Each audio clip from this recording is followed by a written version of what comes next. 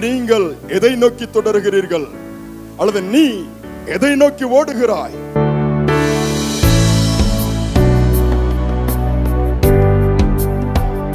வாழ்க்கையில நீ ஓட்டத்தை நிறுத்திட்டீன்னா இன்னைக்கு ஒருவேளை யோனாவுக்கு கர்த்தர் கிருபை கொடுத்தது போல உனக்கு கொடுக்கலாம்.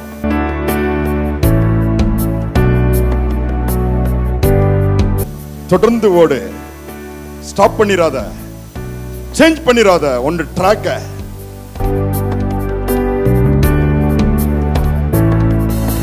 நீங்கள் எதை நோக்கி தொடர்கிறீர்கள் அல்லது நீ எதை நோக்கி ஓடுகிறாய்? இதுதான் இந்த தலைப்பில் தான் உங்கள் மத்தியிலே இன்னைக்கு ஆண்டவருடைய வார்த்தை கொண்டு வர நான் விரும்புகிறேன்.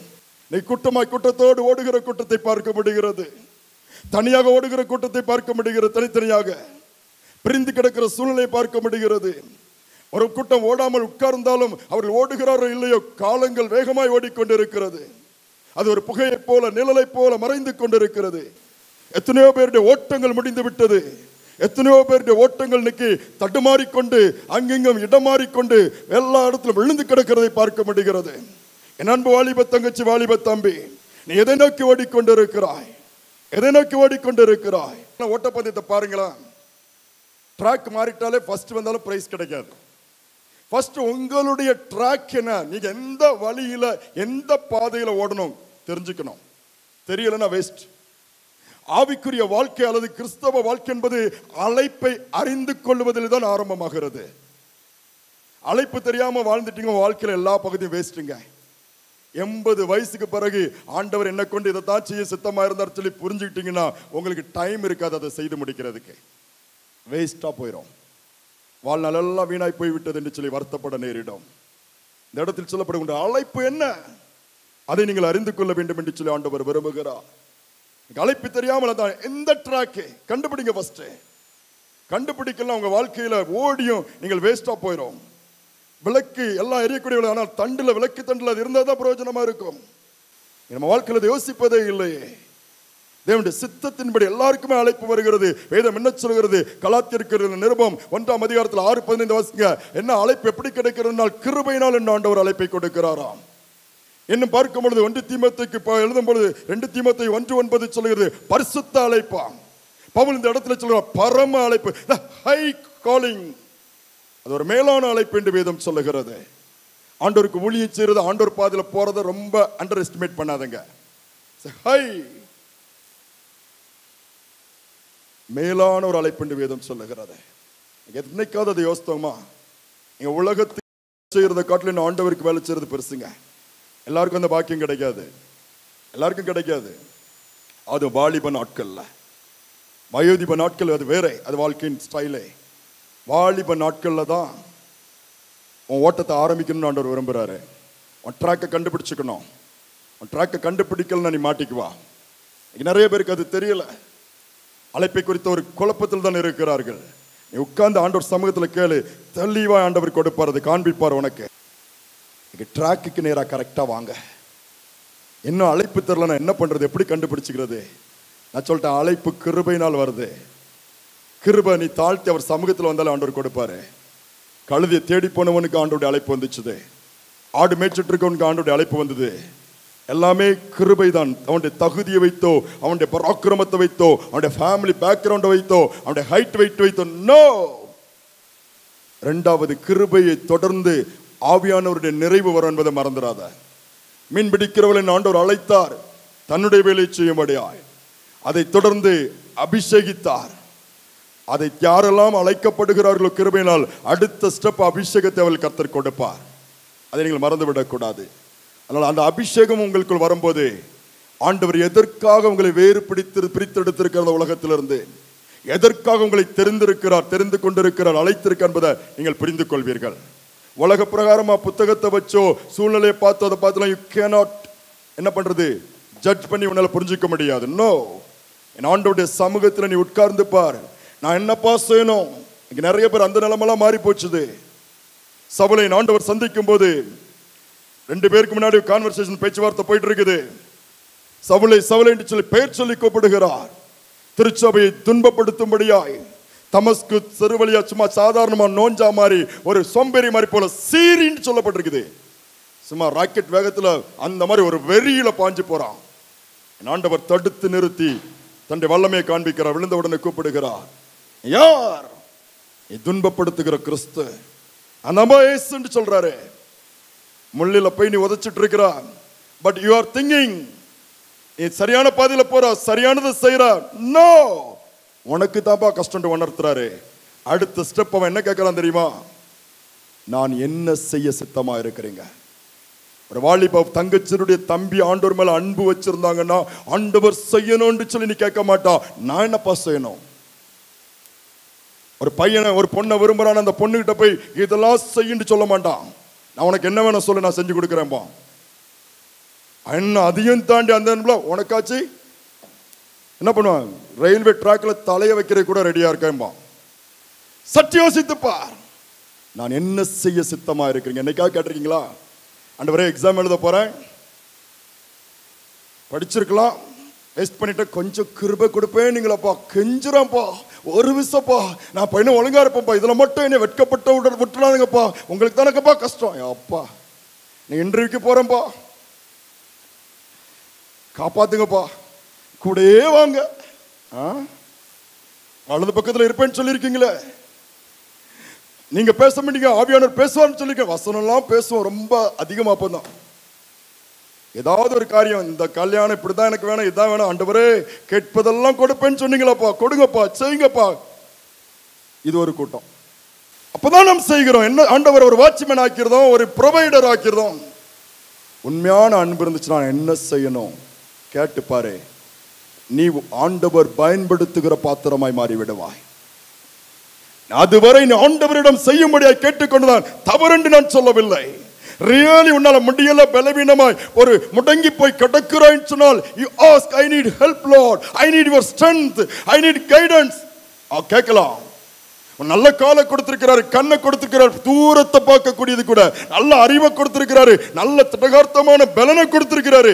இப்ப ஆண்டவர் செய்யணும்னா சோம்பேறி.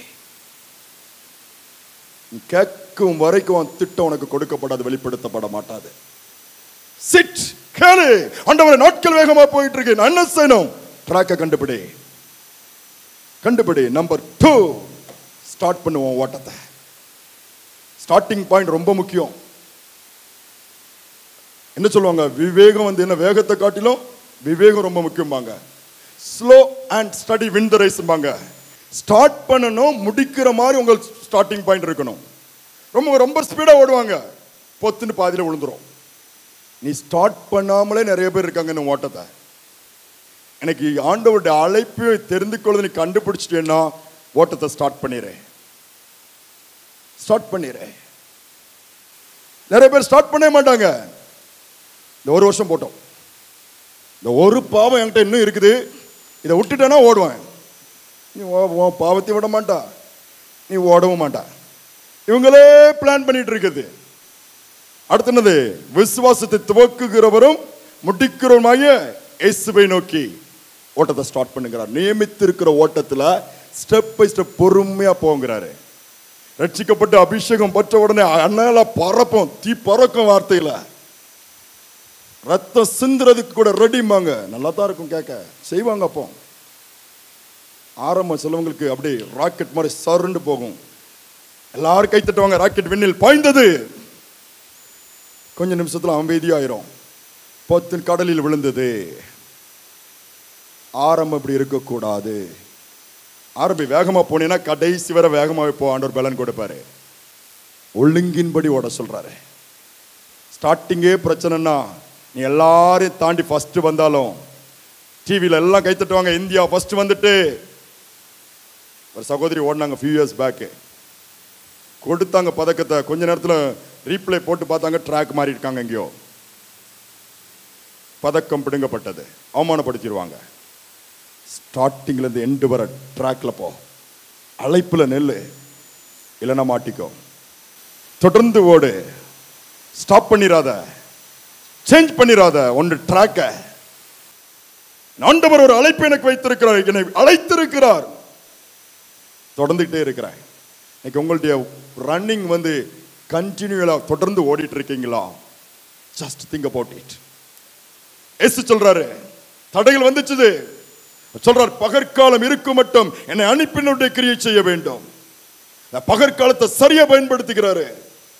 அதான் யோவான் 9:4 சொல்லுகிறது, யாரும் கிரியை செய்யக்கூடாத ஒரு காலம் வருது. உன்னால அப்ப ஓட முடியாது, சாதிக்க முடியாது. So it's a right time, a right trackல ஓடுன்னு ஆண்டவர் சொல்றாரு. செய்ய முடியுமா? வாலிபம் திரும்பி வரவே வராது. வாலிபத்தில் ஓட வேண்டிய காரியங்கள் இருக்கிறது, செய்ய வேண்டிய காரியங்கள் இருக்கிறது, சாதிக்க வேண்டிய காரியங்களை ஆண்டவர் நியமித்து வைத்திருக்கிறார். அவருடைய அனாதி தீர்மானத்தின்படி, திட்டத்தின்படி நீ அதை செய்ய தவறுவாய் என்றால் வாலிபம் முடிஞ்சிரும். வாலிபம் முடிஞ்சிரும், திரும்ப வராது. ட்ராக்ல தொடர்ந்து ஓடுறியா? அவமானம் வரும், அடி உத கிடைக்கும், விரோதமா பேசுவாங்க, நீ அதெல்லாம் காயப்படுத்துவாங்க. நீ அதே பார்த்துட்டு இருந்தீன்னா நீ ஓடிக்கிட மாட்டா. பின்னானவைகளை மறந்துட்டு பவுல் சொல்றான். பழைய காரியத்தை நினைத்து கொண்டு இருக்கவங்க முன்னேற முடியாது. அதெல்லாம் கலண்டு விழுந்துனா கலண்டு விழட்டு, நீ ஓடிக்கொண்டே இரு, ஓடிக்கொண்டே இரு. யோனாவுடைய வாழ்க்கை பாருங்க. ஆண்டோட அழைப்பு இருந்துச்சு, நினைவேக்கு போய் சொன்னாரு, தர்சிஸ்க்கு போனான். ஏதோ கிருபை இருந்துச்சு, திருப்பி ஒரு சான்ஸ் கொடுத்தாரு, தூக்கி கடல்ல போட்டாங்க. அவனால எல்லாருக்கும் நஷ்டம். உன் குடும்பத்துல உன்னால இன்னைக்கு ஆசீர்வாதம் இருக்குதா, நஷ்டமா இருக்குதா? உன்னால சந்தோஷமா இருக்கிறாங்களா இல்லது சமாதானத்தை இழந்து போயிருக்கிறாங்களா? நீ சரியான ட்ராக்ல போனீங்கன்னா உன் மூலமா உன் குடும்பத்துக்கு பாதுகாப்பு, உன் மூலமா என் குடும்பத்திற்கு ஆசீர்வாதம், உன் மூலமா என் குடும்பத்துக்கு நன்மை உண்டாகும். ட்ராக் மாறினு வச்சுக்க, உனக்கும் உன்னை சார்ந்தவர்களுக்கும் நீ தான் பிரச்சனையா மாறிடுவா. இவனா ட்ராக் மாறினா ஆண்டவர் ஒரு திட்டத்தை வச்சாரு, நீ இதை செய்யணும்னு சொல்லிட்டு. ட்ராக் மாறினா கடல்ல போட்டாங்க. நீ வேணா சொல்ல, எனக்கு ஆண்டவர் ஒரு மீனை ஆயத்தம் பண்ணி வச்சிருப்பாருன்னு சொல்லி. யோனாவுக்கு அந்த கிருபை இருந்தது, உனக்கு இருக்குன்னு சொல்ல முடியுமா? யூதாஸ் இயேசுவோடு கூட இருந்தான். ட்ராக் மாறினா, ட்ராக் மாறிட்டேனா எல்லாருக்கும் கிருபை கிடைக்காது. திருப்பி ட்ராக்கு வரணும். அந்த ட்ராக் எதுன்னு உன் கண்களுக்கு தெரிய வேண்டும், உனக்கு அந்த உணர்வு ஏற்பட வேண்டும். இல்லாத பட்சத்தில் உன் கண்களுக்கு அவைகள் மறைக்கப்பட்டு விடும், மறைக்கப்பட்டு விடும். யூதாஸ் கண்கள் மறைக்கப்பட்டு விட்டது. அவன் ஃபீல் பண்றான், குற்றமில்லாத ரத்தத்தை நான் காட்டி கொடுத்து விட்டேனே, I have sinned, நான் பாவம் செய்து விட்டேன். திருப்பி போக வேண்டிய இடத்திற்கு அவனால் ஓட்டத்தை தொடர முடியவில்லை. மொத்த பணப்பரப்பை அவன் எடுத்து நேர்த்தியாக செய்தவன் தான். ஒவ்வொன்றையும் வாழ்க்கையில கணக்கு போட்டு ஒரு ஸ்திரீ அந்த நலதம் என்கிற தைலத்தை ஊற்றும் போது கூட அதனுடைய வேல்யூ, அதனுடைய மதிப்பு, அதனுடைய விலையை கூட கணக்கிட்டு சொன்ன அந்த யூதாஸ் தன் வாழ்க்கை போல போட்ட கணக்கில் மாட்டிக்கிட்ட, தப்பாய் போச்சு. வாழ்க்கையில நீ ஓட்டத்தை நிறுத்திட்டீன்னா இன்னைக்கு ஒருவேளை யோனாவுக்கு கர்த்தர் கிருபை கொடுத்தது போல உனக்கு கொடுக்கலாம். பவுலுக்கு போராட்டம் வந்தது, எத்தனையோ முறை அடிக்கப்பட்டான், சரீரம் கிழிக்கப்பட்டது, சிறை சேதம், எவ்வளவு வேதனைகள். பின்வாங்கல, தொடர்ந்து ஓடினாரு. தாவீதுக்கு எவ்வளவு நெருக்கம். ஒரு பக்கம் ட்ராக் மாறிச்சது. பத்சேபால் என்கிற இடத்துல பாவத்தில் விழுகிறான். ஆனாலும் உணர்த்தப்படும் பொழுது back to that first track, first லவ்க்கு திருப்பி வரான். சங்கீதம் 51 வாசித்து பார்த்தால் தெளிவாக தெரியும். ட்ராக் மாறல, மாறினாலும் திரும்ப ட்ராக் வந்துட்டாரு. நீங்க எப்படி இருக்கிறீங்க? ஸ்டாப் ஆயிடக்கூடாதுன்னு ஆண்டவர் சொல்றாரு. எந்த காரியம் உங்களை இன்னைக்கு நிறுத்தி வச்சிருக்குது? கடைசி நாட்கள்ல வந்திருக்கிறோம். தொடர்ந்து ஓடுன்னு தான் ஆண்டவர் சொல்றாரு. தொடர்ந்து ஓடு, நின்னுறாத. சூழ்நிலை உனக்கு சாதகம் இல்லாம இருக்கலாம், பலவீனம் இருக்கலாம். நோ லார்ட் ஸ்ட்ரெங்தன் மீ சொல்லி எழுந்து ஓடு. என் ஆண்டோட பலனை நீ அப்ப உணர்வா. அவருடைய நடத்தல் உனக்கு வித்தியாசமா இருக்கும், ஆச்சரியமாக இருக்கும்.